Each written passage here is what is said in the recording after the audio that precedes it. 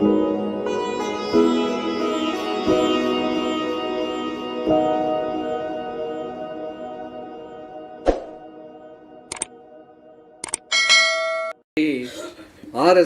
நிழல் அதிகாரம் என்கிற நூலை சிறப்பான முறையில் ஒரு புலனாய்வுத்துறை என்ன செய்யுமோ அந்த அளவுக்கு ஒரு சில புலனாய்வுகளை செய்து சுஜாதா சிவஞானம் அவர்கள் மிக சிறந்த முறையில் இதை எழுதியிருக்கிறார்கள். உண்மையிலேயே அவருக்கு நாம் நன்றி சொல்ல கடமைப்பட்டிருக்கிறோம். இந்த பேராசிரியர் கோச்சடை அவர்கள் மிக சிறந்த முறையில் தமிழாக்கம் செய்திருக்கிறார்கள். இந்த நிகழ்வில் தோழர் வரவேற்புரையாற்றிய தோழர் பாலாஜி தியாகராஜன் அவர்களுக்கும், நூல் அறிமுக உரையாற்றிய தோழர் குமரன் அவர்களுக்கும், நூலை வெளியிட்ட மற்றும் கருத்துரையாற்றிய தோழர் இந்திரகுமார், முன்னாள் உரையாற்றி சென்ற தோழர் சீராளன், தோழர் மீனா கந்தசாமி, மூத்த ஊடகவியலாளர் ஏஎஸ் பன்னீர்செல்வன், தோழர் ஆதவன் தீட்சண்யா, தோழர் ஹரிபரந்தாமன் ஆகிய அனைவருக்கும் என்னுடைய முதற்கண் நன்றியையும் வணக்கத்தையும் தெரிவித்துக் கொள்கிறேன். முதலில் இந்த நூலை ஐயா ஆணைமுத்து அவர்களுக்கு சமூக நீதிக்காக அயராது உழைத்த பெரியாரிய பெருந்தொண்டர் தோழர் வே ஆணைமுத்து அவர்களின் நூற்றாண்டு நினைவாக என்று பதிவு செய்திருக்கிறார்கள். அவர்களுக்கு நான் ஒரு 35 ஆண்டு காலம் ஆணைமுத்து அவர்களோடு இருந்தவன். தொடர்ந்து அவருடைய இயக்கத்தில் மொழிநேர ஊழியராக இருந்து இப்போதும் அவருக்கு பிறகும் அந்த இயக்கத்தையும் இதழும் தொடர்ந்து கொண்டு வருவன் என்ற முறையில் என்னுடைய நன்றியையும் மகிழ்ச்சியையும் தமிழ் குலத்திற்கு தெரிவித்துக் கொள்கிறேன். ஆர்எஸ்எஸ்னுடைய இந்த நிழல் அதிகாரம் அதுதான். இப்போ நமக்கு மற்றதெல்லாம் வெளிப்படையாக தெரிஞ்சிடும். மன்னர் ஆட்சி காலங்களில் பார்த்தோம்னா முழுக்க எந்த அரசர்களாக இருந்தாலும் நீங்கள் இந்திய வரலாற்றை படித்தால் எல்லா மன்னர்களையும் ஆட்டி படைத்தவர்கள் பார்ப்பனர்கள் தான். இப்போ இந்த நூலில் ஒரு செய்தி வருது. குருமூர்த்தி தேர்தலில் நிற்கலாமான்னு போய் சங்கராச்சாரி கிட்ட போய் கேட்குறார். காஞ்சி சங்கராச்சாரி பெரியவர்கிட்ட. அப்போ அவர் சொல்கிறாரு, வர்ண தர்ம முறைப்படி சத்திரியர்கள் தான் ஆட்சி செய்யணும், நாம் அவங்கள இயக்கணும். அதனால் நாம் நேரடியாக தேர்தலில் இதில் பதிவாயிருக்கு. இதில் குருமூர்த்தியே சொல்லியிருக்கிறார் அம்மையாரிடம். ஆக அவர்கள் இந்த 4 வருணத்தில் எந்த அளவுக்கு எச்சரிக்கையாக அதை காப்பாற்றுவதற்கு, அதனால் பதவியே இல்லைன்னாலும் பரவாயில்ல, ஆனால் உள்ளே என்னென்ன செய்யணுமோ அதெல்லாம் செய்யக்கூடிய அந்த தன்மையில் குருமூர்த்தி செயல்பட்டிருக்கிறார். அது காலங்காலமாக பரம்பரையாக வருகின்ற அந்த 1000 ஆண்டு பரம்பரை அது போய்விடக்கூடாது என்பதற்காக தான் இப்போ குருமூர்த்தி போன்றவர்கள் தொடர்ந்து, இப்போ மன்னராட்சி காலங்களில் அப்படி இருந்ததெல்லாம் சரி, மக்களாட்சி வந்த பிறகும் அந்த மன்னராட்சி முறைகளிலிருந்து அந்த ஆட்சியியல் முறை மாறக்கூடாது, அது அப்படியே நீடிக்க வேண்டும் என்று செயல்பட்டு கொண்டிருக்கிறார்கள் குருமூர்த்தி போன்றவர்கள். மன்றல் தொக்குலக்ஸோ இதே வேலையை பார்ப்பனர்கள் இயக்குவது. அது ராஜீவ்காந்தியாக இருந்தாலும் சரி, எந்த பிரதமர்களாக இருந்தாலும் அவர்களை நிழல் மறைவிலிருந்து இயக்குபவர்கள் இவர்களாக இருக்கிறார்கள் என்பதை இந்த நூலில் தெல்ல தெளிவாக அம்மையார் அவர்கள் எழுதியிருக்கிறார்கள்.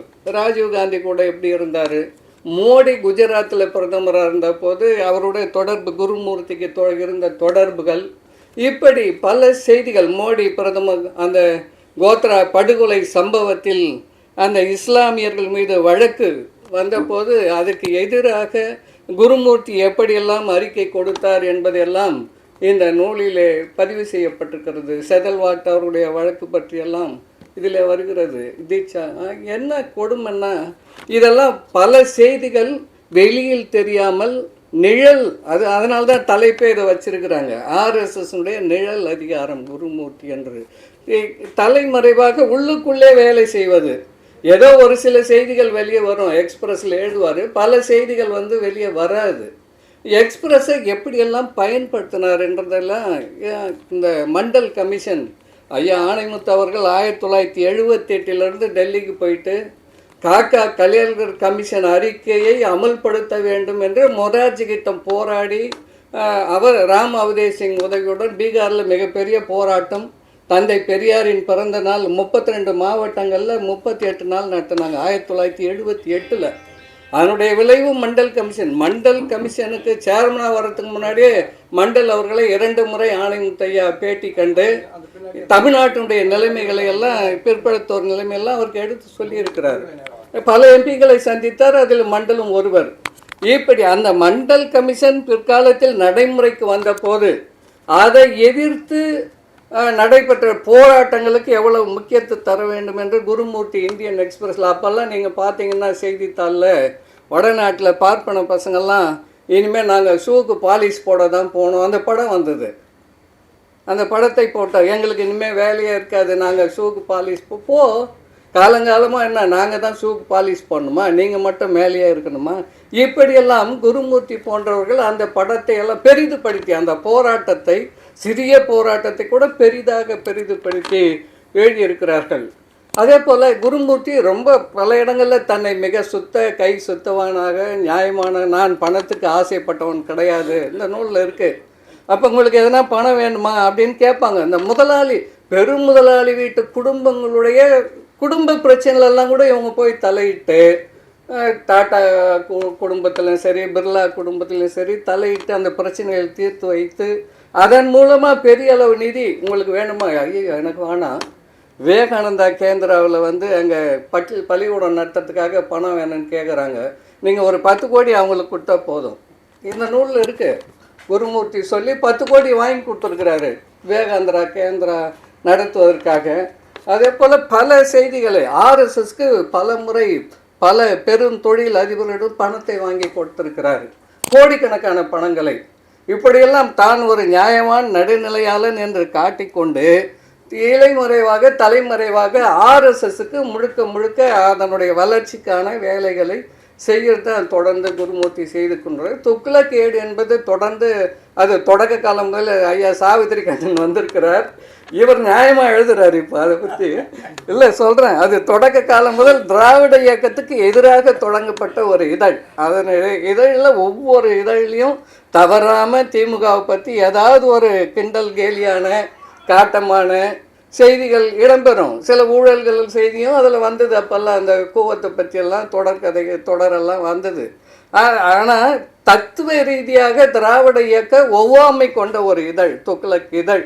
அதனால் அந்த இதழ் போயிடக்கூடாது என்றதுக்காக துக்ளக் ஷோக்கு பிறகு குருமூர்த்தி அதற்கு ஆசிரியர் பொறுப்பேற்று கொண்டு இன்றைக்கும் திராவிடர் இயக்க எதிர்ப்பு அரசியலை நடத்தி கொண்டிருக்கிறார். ஆகவே இப்படிப்பட்ட அவரை மக்கள் மத்தியில் நாம் அம்பலப்படுத்துவதற்கு இந்த நூல் மிக பெரிய அளவில் பயன்படும் என்று கூறி எனக்கு வாய்ப்பளித்த உங்கள் அனைவருக்கும் நன்றி கூறி முடித்துக் கொள்கிறேன். நன்றி, வணக்கம்.